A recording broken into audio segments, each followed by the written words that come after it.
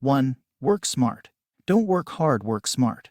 Working hard will feed you instantly, but working smart will make a fortune. I will give an example. A person is employed to carry cans of water from one town to another. He can carry 1 liter a can, and he is given 5 cents a liter. He can carry 10 liters a day. Then he is given 5 by 10 equals 50 cents, which means he earns just $1 a day. If he works smart, that is, if he creates a pipeline from his village to another village, he can easily make a flow of 1,000 liters a day, which will fetch him 5,000 cents, that is equal to $500. In the first case, he earned $1, whereas by working smart he made $500. 2. Invest. Don't save money, invest it.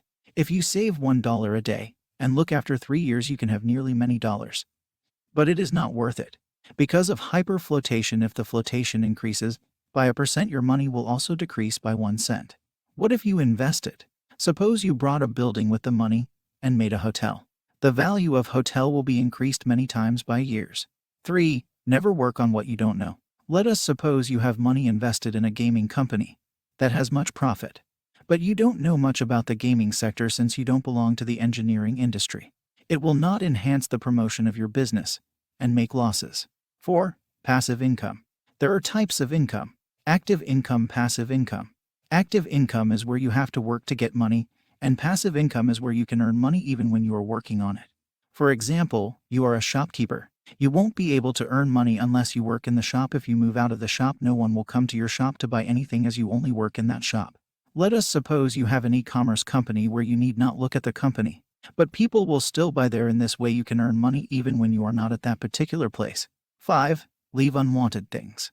If you don't really need something but really thrive for it, doesn't buy it, or is a waste of money. Let us suppose you brought an expensive computer. Even if a basic type of computer is enough for you, it isn't universal. But the wealthy are often less emotional about money than people on the lowest end of the spectrum.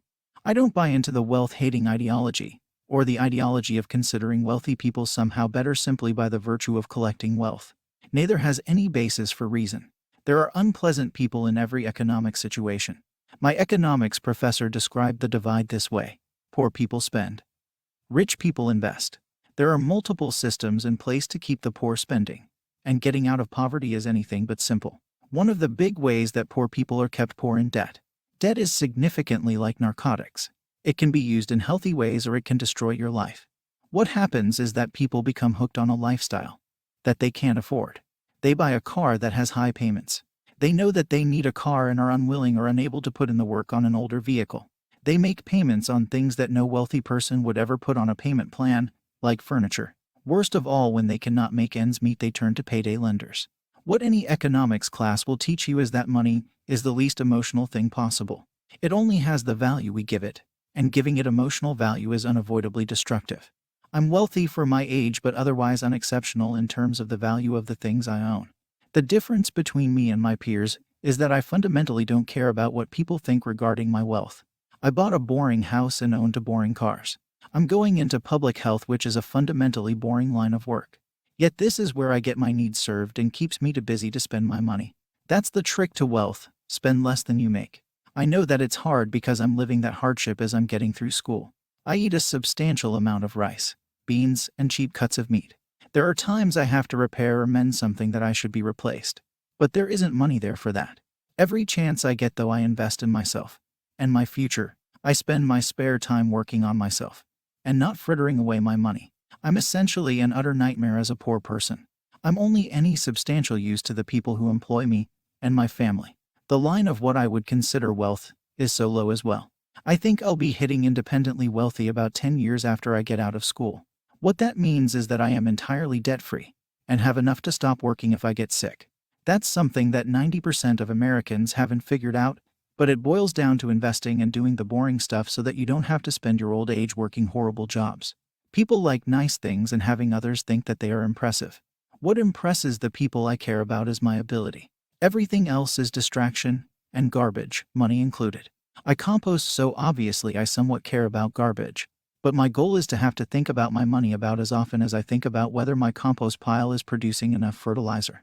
If you want money, you should rework your life strategy in a way that makes money happen for you. This is what has baffled me about intelligent poor people. They are so conditioned to poverty that they don't realize how to make money and keep it. It just doesn't matter as much as good health and being able to spend substantial time with the people that you love. That's what every wealthy mentor I've had has taught me. Everything else is pointless if you don't like your life.